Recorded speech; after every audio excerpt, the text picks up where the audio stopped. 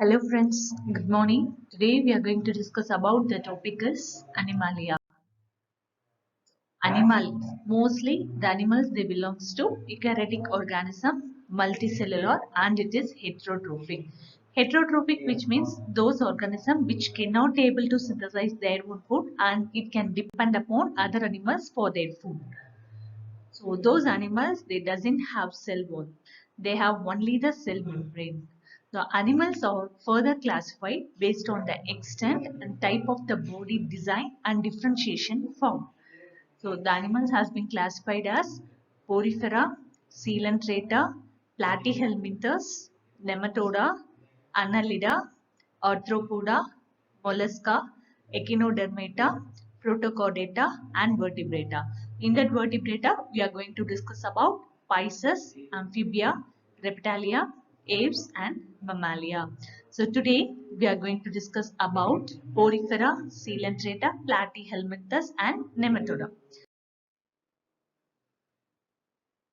Let me see what is porifera.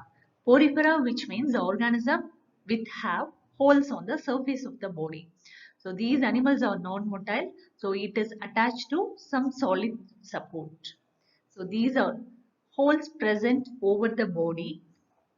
So it leads to a canal system, which means these pores helps in circulating water throughout the body. So through this water, this organism, it can able to uptake oxygen and food from the surroundings. So these animals are covered with a hard outer layer or skeleton.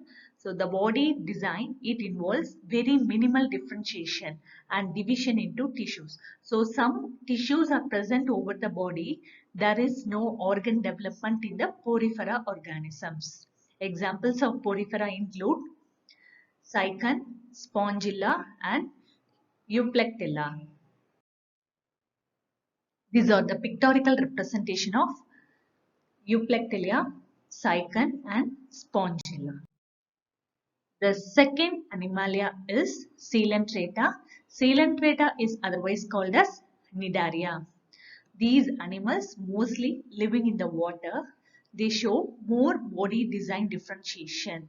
The body is made up of two layers, inner layer and also the outer layer. Examples of Coelenterata includes hydra, sea anemone, corals and jellyfish.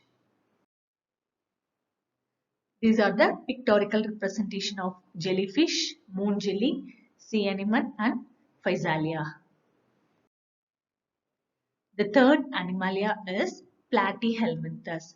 So Platyhelminthes, the body of Platyhelminthes is bilaterally symmetrical. What is the meaning for bilaterally symmetrical? Bilateral which means two. So if we are cutting the body into two equal halves, which means the left and right half of the body have the same design. With whatever the tissues and cell arrangement is present in the left side, the same thing is present over the right side also. That's why these platyhelminthes is called as bilaterally symmetrical organism. There are three layers of cells from which differentiated tissue can be made, which is why such animals are called triploblastic animal. Platyhelminthes animals, generally it is called as triploblastic animal. Triplo which means three. So three layers of differentiated tissues are present over the platyhelminthes. That's why those organisms are called as triploblastic animals. There are true internal body cavity or coelom is present in which well-developed organs can be accommodated. The body is flat and dorsiventrally. Dorsiventral which means top to bottom. While we are looking those organisms, the organism structure is flattened from the top to bottom. That's why these organisms is called as flatworms. Those animals are either free living or some of the platyhelminthes are living as parasitic organisms. Parasitic which means those animals which can able to attach with other animal for their food purpose. Free living organism example planarians, parasitic organism example liver flues. This is the pictorial representation of Platyhelminthes. First picture, it denotes planaria. Second one is liver fluke and third one is tapeworm. The next animalia is Nematoda.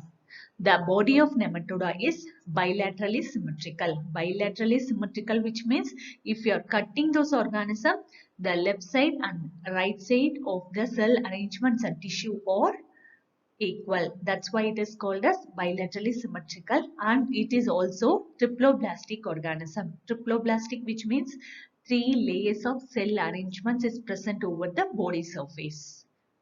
The body of Nematoda is cylindrical rather than flattened.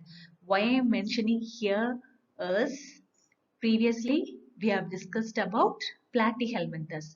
The structure arrangement of Platyhelminthes is also bilaterally symmetrical and also triploblastic, but the body of Platyhelminthes is flattened body.